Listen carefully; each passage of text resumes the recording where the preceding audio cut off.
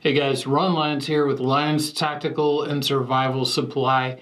And today we're going to do a video on how you can take the necessary steps in order to sanitize or decontaminate, clean your duty gear, your uniform, your duty boots, any of your peripheral equipment, sunglasses, watch, you name it, all of your peripherals in the event that you're exposed to somebody on duty that you believe may actually have been infected by the coronavirus.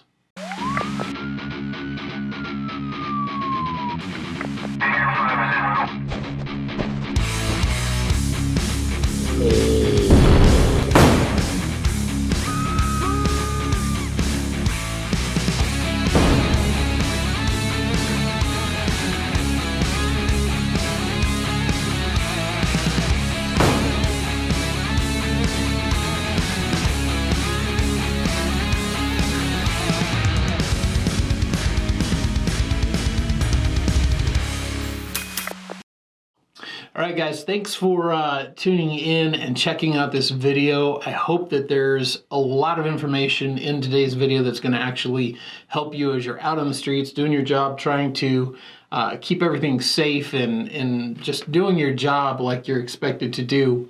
Well, one of the things that we have been receiving tons of requests for is how do I deal with my duty gear, my uniform, and everything else after a shift when I think I may have been around someone who was infected. So certainly as you're working, you've got SOPs and you've probably got some OJT about how to protect yourself, how to handle yourself while you're actually on duty to protect yourself from getting the infection. But what you don't typically get is information on how to take care of your duty gear and all of your equipment, all of your peripherals, your different tools and things like that, and how you can actually handle all of that and get that safe and ready for your next shift, especially like your uniform, and just so much of that is not actually covered. So that's what we're gonna do. We're gonna go over that. I need to tell you up front something that should be, patently obvious if you watch all of my videos, and that is, I'm not a doctor. I'm a retired cop. But all of the information that we're gonna share today is information that has been pulled from reputable resources, and it's things that I think will absolutely help you and may in fact even help save your life. So take these things, utilize what you can, what you need, what you want, put all these things into your proverbial toolkit and utilize them as you see fit. So let's go over first a few things. Let's just go over a little bit of background about the coronavirus. And I'm not going to bore you with a bunch of stuff because you've heard this stuff 500 times. But coronavirus, or COVID-19, coronavirus, C-O-V-I, and then the D is for disease, and then 19 is for the year 2019. So COVID-19, coronavirus, is just, it's very, very contagious.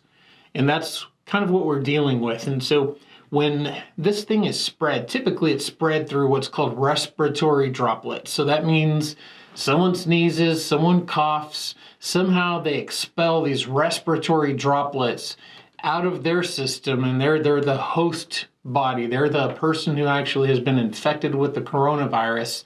Potentially those droplets fall out of the air and land on things like your duty gear, or they land on your uniform, they land on something like that. And whenever there's an inanimate object like your duty gear, your clothing, or something like that, that's called a fomite. And I'm probably butchering that term.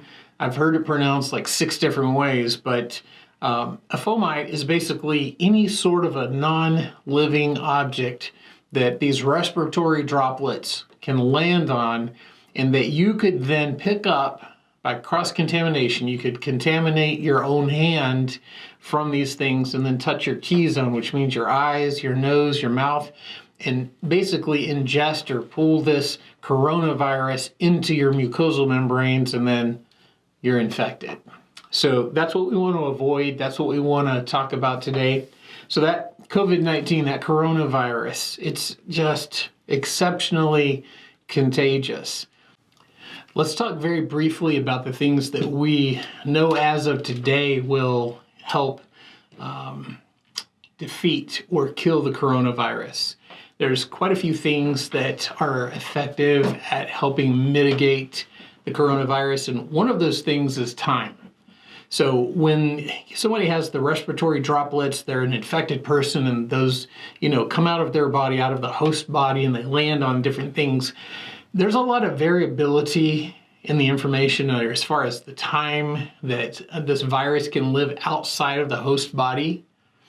So I'm not going to sit here and say that, well, 2 hours is the secret, or an hour, or 24 hours. It's literally all dependent upon so many variables, like the temperature and even the humidity and things like that. So you can't say that this virus will live for XYZ time outside of the host body for sure every time without fail. Depends on what the surface is. It depends on just so many factors. But the thing that's true in all of it is that time will kill it. It may be more time, it may be less time, but utilize that to your advantage, and be sure that if you have something that can sit for every hour that passes, if it can sit, it becomes safer and safer exponentially as time goes by. So bear that in mind when you have something that may have been infected. Time is one of your allies. Leave that thing alone and let it sit. Another thing that we know will mitigate or work against the coronavirus is heat. So when you have, let's just say, for example, gear, whether it be your gloves, or, let's say that you used a mask, an N95 mask, or whatever you happen to have. I'm going to show you, here's an example of just an occupational mask. This is not an N95 rated mask. This is an occupational mask. And let's just say that I just took this off, and I'm going to need to use this because I don't have an endless supply of these things, and I'm going to need to use this.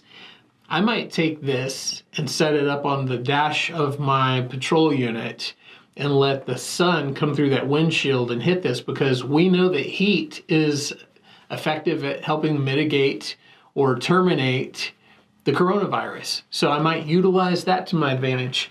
There is, when you use one of these N95 masks or an antiviral mask or something like that. Let me show you what an N95 actually looks like. So here's an actual N95 rated respirator, a mask. And, like I said, we've done some serious research on this. They took these N95 masks and tried to determine, how can you reuse one of these? The first thing that you want to do is you don't, and let's just pretend like this was out of the package, you don't want to stick your thumbs or any of your hand on the inside, especially if you think you've been around anything or anyone that's contaminated. So first of all, keep the inside clean and clear. Don't stick your thumbs in there, and don't add anything to the inside of the mask that doesn't need to be. Second of all, they tested these, and they tried various things. They tried spritzing them with alcohol. They tried all of these different techniques to see how they could actually sanitize or clean the mask without affecting its filtering qualities. In other words, the fibers that the mask is made out of. And of all the things that they tried, they did the spritzing it, they did all of these different things. Nothing worked as well as taking the mask itself, putting it on either a Pyrex plate or a cookie sheet, and putting it in an oven at 350 degrees for 15 to 30 minutes. Now, I think in their actual research, they did 30 minutes, but I think they said 30 minutes was more a test of whether or not the mask would survive and still be usable, and not necessarily a measure of killing the virus. They determined that the virus would not survive for sure exposed to that heat for that time. They believe that you could do it in as little as 15 minutes. So you have a mask and you need to reuse it. Certainly that's not a recommended thing, but in this day and time with everything going on the way it is, that may be something you have to do. So stepping up, taking that thing, putting it on a cookie sheet, putting it in a Pyrex plate, glass plate, whatever it is, putting it in the oven, cranking that sucker up to 350 and letting it sit there and bake for a little bit is another one of those steps where you can kind of improvise and, do something that's a little bit out of the box. And I literally don't like using that term out of the box, but in this case, it seems to fit. So time is one of the critical factors that can work to your advantage. Heat is something that you can utilize to your advantage.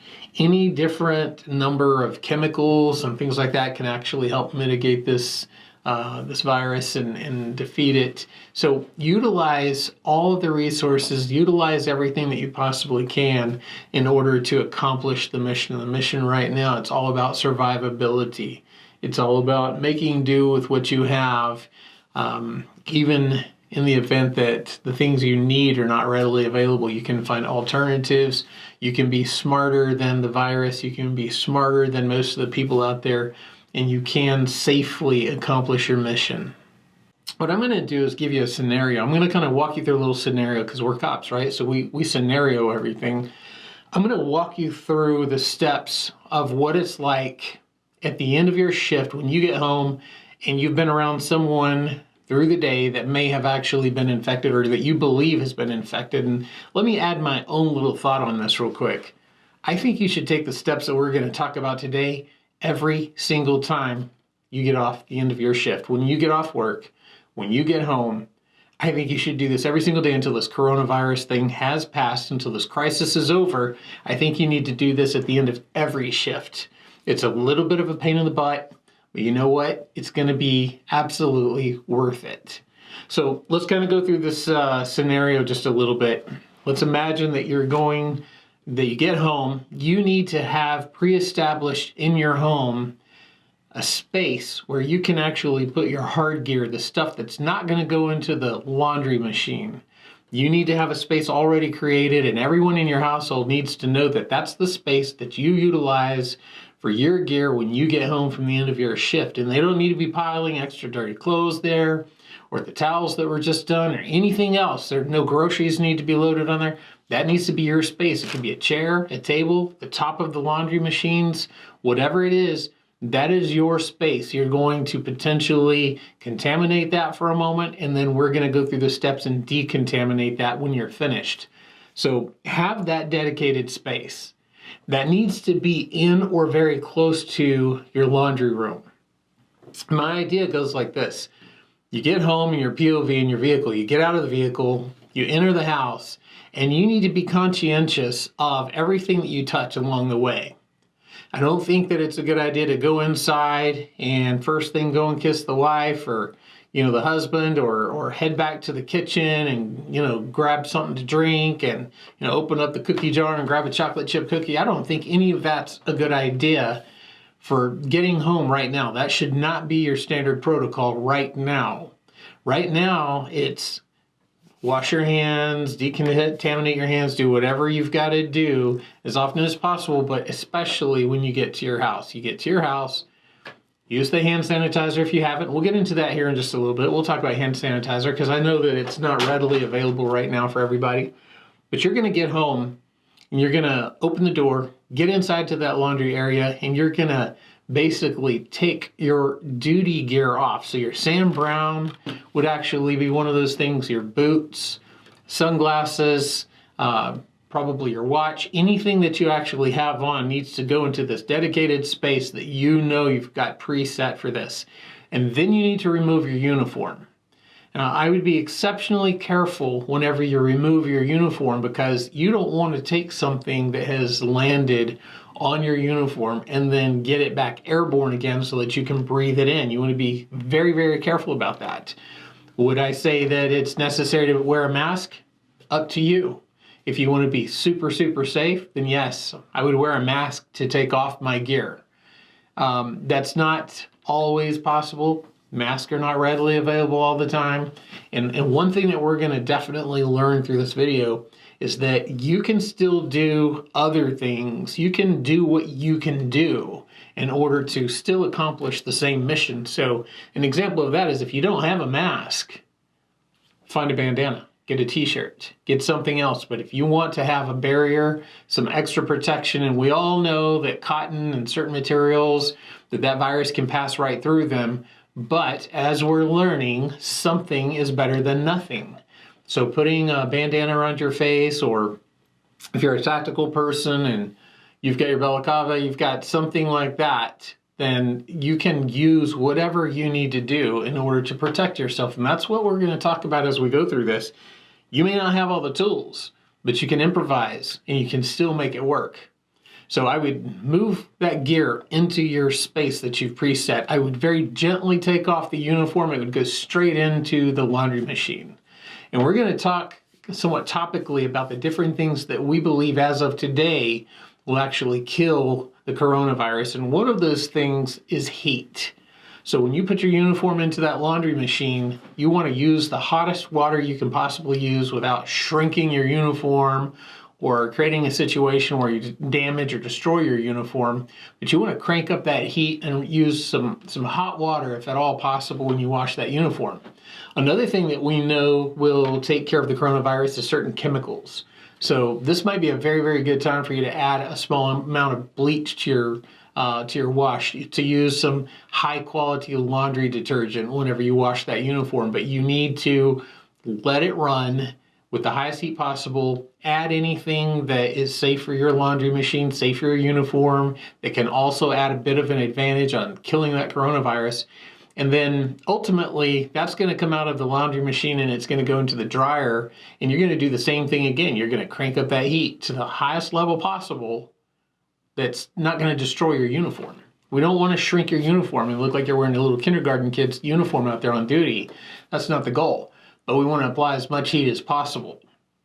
So let's kind of go through some of the things that you need to think about in this scenario.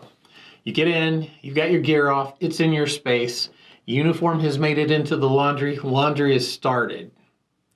Now then, it's going to come time to get your actual duty gear itself, your boots, your Sam Brown, all of your peripherals, all of those things need to be cleaned now. Now remember, this is without taking breaks to go to the bathroom or to go to the kitchen or to, hug your kids or anything like that. This is all done with you believing that you may have walked into the house with coronavirus somewhere on your uniform or on your duty gear.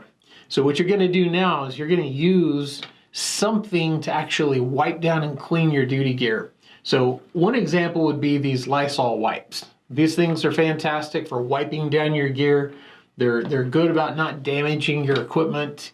They are very, very lethal to most viruses, many of the bacteria and things like that. So using something like that, I would take each individual item out of and off of your duty belt. So I would take, for example, your handcuffs, and I would clean these handcuffs. And then once these things are clean, use whatever you're using to clean your hands as you're going through this as well. But once these things are wiped down and clean, these need to move to a safe space that has not been contaminated yet in your little zone that you've set up. So you've got your space where all of your gear sits. When you first take it off, you need to have a clean space close by. It can even be another section of the same table, or you're on the laundry machine doing this work, but the dryer is where you put everything once it's clean. But I would remove every single item one at a time. So I'd take out my magazines, I would clean them, completely clean these. And then I would take this, put it over there in the safe space. Your baton, every single little item that you have, I would clean every one of these items. Of course, your duty weapon, everything. You need to be very safe with this stuff because it may not be your standard protocol to have your gear, your weapons, and your pepper spray or your taser, anything else. It may not be your standard protocol to have those things just sitting out on your laundry machine or on a chair, on a table in your laundry room. So take the necessary steps to stay very safe so that a family member doesn't come along and, create some sort of an injury or something with your gear, with your equipment, as you're trying to keep them safe. Don't put them in higher, risk of injury by being unsafe with these things. After you finish getting all of your peripherals out of your Sam Brown, out of your duty gear, now you're gonna have to actually wipe down the duty belt, the boots, and those larger items individually. And this is where you want to spend a lot of time getting into every little nook and cranny, every little place in your duty gear. Really be very conscientious of wiping down your boots and getting inside. If you wear lace-up boots, getting in where the laces are, whatever it is, really give those things a very thorough wipe down. Now you may be thinking, you know what? I don't have these Lysol wipes, and they're very, very hard to find. So this is where I'm talking about improvising and coming up with something else to still accomplish your mission. So what I would encourage you to do is maybe you have bleach, maybe you've got a spray bottle, you've got some water to come out of the tap, you make up your own mixture like that. So make note of this combination real quick. You take your standard household bleach, 5 tablespoons into 1 gallon of water makes a combination that will take care of, that will destroy the coronavirus. If you don't want to mix up a gallon of this right off the bat, you can do a quart, and that's 4 teaspoons in a quart of water. Now you want to think about several things around this whenever you're doing this. It's not so easy as just mix it up and use it. You've got to make sure that your bleach is not expired, because bleach loses its power over time. It does not have an infinite shelf life. So you want to be sure that your bleach is still within its usable dates. You want to not mix anything else in with this combination. So don't get the idea of putting other cleaners or soaps or other things that you think, disinfecting agents that you think might be good to add to this, because you can actually create a bigger problem than what you can imagine. When you start mixing things like, for example, ammonia and bleach and certain things like that, can make some very, very dangerous and deadly combinations. So don't mix anything else in with this. Just make it just the bleach in the right proportions. Again, you do 5 tablespoons in a gallon or 4 teaspoons in a quart. And then mix that up and then label your container. You don't want someone else to come along and think, oh, that's just a bottle of water, because that's what it's going to look like. It's going to look like a spray bottle. They'll take them in there to the plants. They'll take them out in the yard and use it to mist their face or something. They're actually spraying themselves with bleach water, and that would not be good in any circumstance. And besides that, you want to be able to find it yourself. So label that container when you create this stuff. Use that, and use a cloth or a paper towel or something like that, and really detail your duty gear. Wipe everything down. Now, what do you do if you don't even have bleach and water? You don't have any Clorox wipes, you don't have any Lysol spray, you don't have any of the standard things. You got any Windex? Grab the Windex. I'm not telling you right now that Windex is going to be super effective against the coronavirus. I'm saying use what you have. I'm saying step up and make something work, even when you don't have the particulars that you might necessarily need. You don't have a face mask, grab a t-shirt. If you don't have some of these cleaners, make something up. Now then, let's continue with our scenario real quick, because I want you to be thinking through this. The most important thing is this process. So you've got all of these individual chemicals or things that you can use to actually fight the coronavirus, but if you're not super careful, you'll end up picking up some contaminated object, and then you will transfer that onto your face and get yourself in trouble, even though you're taking these steps. And here's what I'm talking about. So you've cleaned all of your duty gear, you've got your uniform is in the laundry and it's on its way to being sanitized or clean in the laundry, and it's going to make it into the dryer. You've got your duty gear, you've wiped it all down, your boots, your watch, your sunglasses, all of your gear has been wiped down, moved to its clean location, but now you've got something else. You've got the buttons on the laundry machine, you've got the handle on the washing machine, you've got the surface where you actually put your gear down in order to clean it. You've got all of these things that have now been touched that need to be processed and dealt with next.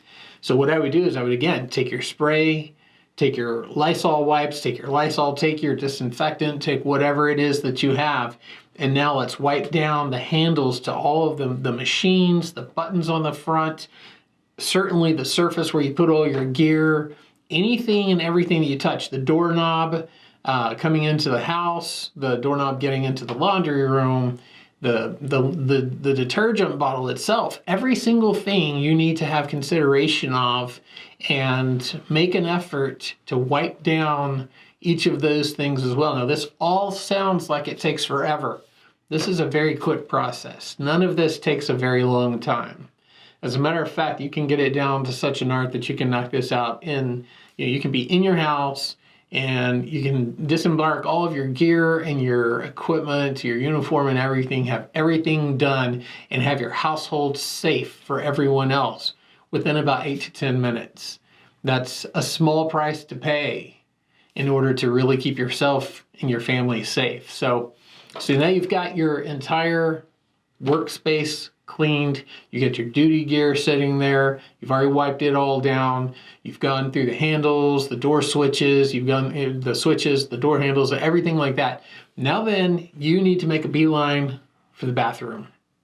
Your next stop is to literally now wash anything that you may have picked up yourself off, or decontaminate yourself, get yourself now clean, so that you can very safely coexist with your family, and you won't be bringing anything else into the household that's just even on your body. So for many of us, your hair, especially if you have a beard. Now, when I worked on duty, we couldn't have beards. But let me just tell you, if I was on duty today, if I was working patrol today, this would be gone, because these things tend to hold and pick up a lot of stuff. And as much as I love this beard, we sell beard products, and it's a big, big part of who we are in our culture, this would be gone, because it's more important that I protect my family and myself than it is that I have this thing. This will grow back later. This is all going to pass. And when all this passes, life starts to get back to normal, this will grow again. So keep those things in mind as well as you move forward. So now your goal is to get from that laundry room into your shower. Now, before you head in there, again, hand sanitizer, clean your hands. Well, I don't have hand sanitizer. Okay, well, let's just talk about that for just a second. One thing that you can do right now is potentially get your hands on isopropyl alcohol or some sort of alcohol or something like that, and you can actually mix this with something like an aloe vera gel, and you can make your own hand sanitizer. So again, it's not super easy to get hand sanitizer all over the place, although it's not impossible right now. It is coming back into stock everywhere. Sometimes it's even difficult to get the alcohol and the aloe vera in order to make your own. But if you are able to get your hands on the alcohol and the aloe vera gel, then let me give you the breakdown on that. And like I said, this is 70% isopropyl alcohol. You'll see a lot of different things out there. Some things saying that you need higher than 70. Some say 70 is good. Some say 60 is good. The bottom line is you need to be making the effort. Don't get caught up in all the little details if you can't get one answer to the problem. There's usually, 50 different answers out there, and probably 49 of them are going to work. So it's about making the effort. It's about trying to accomplish the mission. So what I would do is I would mix this alcohol, or your alcohol, whatever it is that you get. You want 2/3 alcohol mixed with 1/3 aloe vera gel. Okay, so 2 parts alcohol, 1 part aloe vera gel. If you were going to make it, like, for example, in a cup, 2/3 of a cup would be the alcohol, 1/3 of the cup would be the aloe vera gel. What that's going to do is going to make something similar to this. Now, when I made this mixture, this is actually made with some blue aloe vera gel. And you may notice that this is a hand soap dispenser, because at the time I didn't have any of these ones that literal real hand sanitizer came in. But again, to my point, you make do with what you have. You can make different things work. So this is that exact mixture I was talking about. And this works fantastic. This is very, very good. This works wonderfully. But you need to get something like this. And if you can find a smaller bottle, this is also another one that I made. I found an old, nearly empty bottle of some hand sanitizer, and I made some more up and mixed it, and this is the pocket one. This is the one that goes in the pocket. So you need to have this stuff with you. So what you want to do is, after you finish getting all of your duty gear sanitized and ready to go, you've got all of that handled. You've got to make your way now to the bathroom, and you've got to get yourself a shower. You want to clean your hands so that you don't contaminate doorknobs, light switches, the control valve, the water, anything like that. Every single thing that you touch between, the laundry room and the bathroom is potentially laying down some of that coronavirus, some of the respiratory droplets that, have made their way onto you. during the time that you were working or whatever, you feel like you're around an infected person, or like I said, just at the end of your shift in general, and you want to really protect yourself and your family, get your hands clean, use some sanitizer, and then make your way into the bathroom, and then use some really, really good soap, shampoo, wash the hair, clean yourself very well, use the hot water, and get everything as far as your actual being, your physical being, your body clean as well. So now you've got all of these things done, but let me tell you how one little gremlin can hop into this whole shooting match and screw everything up. And that's with something like this, a cell phone. A cell phone can absolutely mess up the whole thing. And here's what I'm talking about. If you've gone through the process and you've been cleaning your duty gear and you're halfway through it, and as you're wiping down your gear, somebody texts you and you grab your phone and you respond to them, then you set your phone down, back to business, cleaning your duty gear, wiping everything down, and then you think, okay, now I've got to clean up my area and wipe down the light switches and all that stuff, and then I've got to make my way to the restroom. You're probably going to wipe your surfaces, you're going to hit your light switches and your doorknobs, the obvious things, and then you're going to make your way into the bathroom. What are you going to pick up before you go in there? This. What's the one thing that you didn't wipe down before you went in there? Your phone. What's the one thing that's been with you that you've had your hands on during your entire shift, and you've probably definitely contaminated this, if nothing else? It's your phone. So you need to take very conscientious steps as you go through all of this, and don't just think about things like, well, I got the light switch, I got the doorknob, I did this and that, I'm doing pretty good. Remember, one little item that you carry throughout your entire process that you forget to wipe down or clean, that's done. And can you use hand sanitizer on this? You better believe you can. Is it something that you'd want to do all the time? Maybe not. Maybe not. It's probably not the best thing for your case or your screen protector to put that alcohol on there. But at the same time, it's more important to not get some sort of infection going yourself where it changes your life, or, passes this on to, heaven forbid, your family. So now then, you've got all of these steps taken. You've got your duty gear, it's all prepped and ready to go for the next day. You've got your combinations of products that you can use for the next time. So you've got your bleach water combination mixed up, properly labeled, safely out of reach of kids. You've got your hand sanitizer, or you've made some hand sanitizer or something like that. Let's just say that you've gone through all these steps. Do you remember that you sat inside your car, you handled the door handle and stuff like that? Maybe something you want to circle back around to is stepping back out to the car. Have your hand sanitizer with you. Take your Clorox wipes with you. Wipe down your steering wheel. Wipe down your seat. Wipe down your door handles. Do things like that. Did you hit the garage button to park in the garage? Wipe that down. Did you do anything else? The gear shifter? Where's your keys? Did you wipe those down when you did all of your gear earlier? Or did you walk inside the house and throw them on the coffee table? Or think through this entire process, and don't let any one little thing go that's going to create a problem for you. The good news is that the transmission rate from a fomite, so an inanimate object, into your respiratory tract, that transmission rate is very low. But we're constantly learning. We're learning as we go. So let's don't just assume that it's impossible. Let's don't just assume that, oh, that's never going to happen, I don't have to worry about that. Assume that it is possible and protect yourself. Do these things, take these steps. Do everything that you need to do in order to protect yourself from this coronavirus, to keep your family safe, to keep you safe. And, there's really not a step that's overboard right now.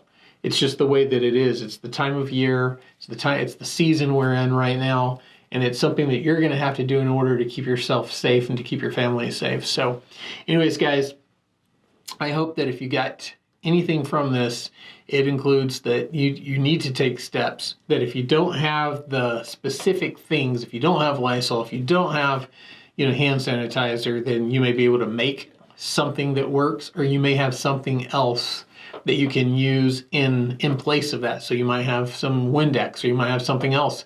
If you're out on the road and you're doing some sort of contact with the public, whether that's a traffic stop or something like that, you're out of hand sanitizer, or you simply don't have any. You know what I would do that day whenever I go to work? I would carry with me a bar of soap and a bottle of water. And after I finished contact with someone, I would get back in my car. I would leave the door open. I'd wet my hands with that bottle of water. I would get that soap and I would soap up my hands real good. I'd probably soap the steering wheel down and my pen or anything else that I have, you know, touched. And then I would rinse my hands, and then I would open up the glove box or the console and I'd get those extra Burger King or the you know, burger joint napkins that are in there, and I would wipe everything down inside my car. At that point with that, I would improvise and do anything I needed to do in order to keep myself safe. So guys, this is not an all-inclusive video. You need to think well beyond the scope of this video, and you need to do whatever it is in order to keep yourself safe and keep your family safe and to survive out there. This whole coronavirus is not that much different than the criminals and the thugs and the garbage that we face out there on the street. So you need to treat this as such, and you need to handle it just like you would handle those other situations. And certainly, by all means, you know, improvise when you have to. So guys, I hope you got something out of it. I hope you enjoyed it. Certainly we have a ton of videos. We always do tips, tricks, and hacks, but this was a much requested topic. So I hope that you got something from it. If nothing else, a mindset towards survival, a mindset of improvising and making things happen, even in the times when you don't have the necessary gear or equipment in order to get the job done. Find a way to succeed. Anyways, guys, until our next video, stay safe and God bless.